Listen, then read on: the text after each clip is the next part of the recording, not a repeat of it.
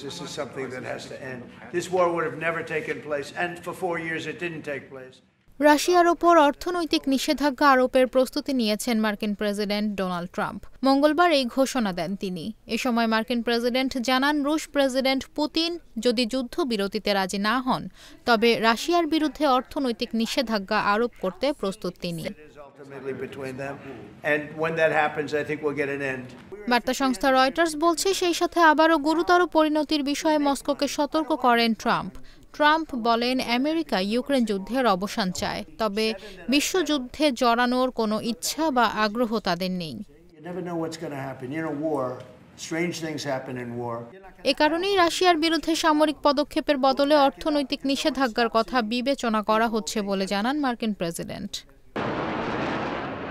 গত 15 আগস্ট আলাস্কায় বৈঠক করেন ট্রাম্প ও রুশ প্রেসিডেন্ট পুতিন।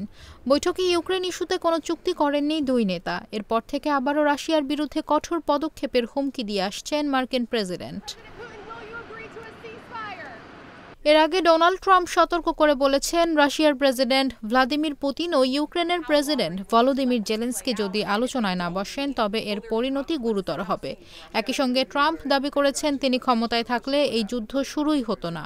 ভারতীয় সংবাদ সংস্থা ANI এর এক প্রতিবেদনে তথ্য জানানো হয়।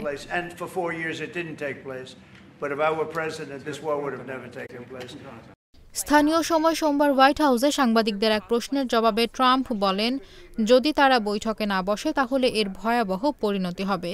এই যুদ্ধ কখনোই শুরু হতো না যদি আমি প্রেসিডেন্ট থাকতাম।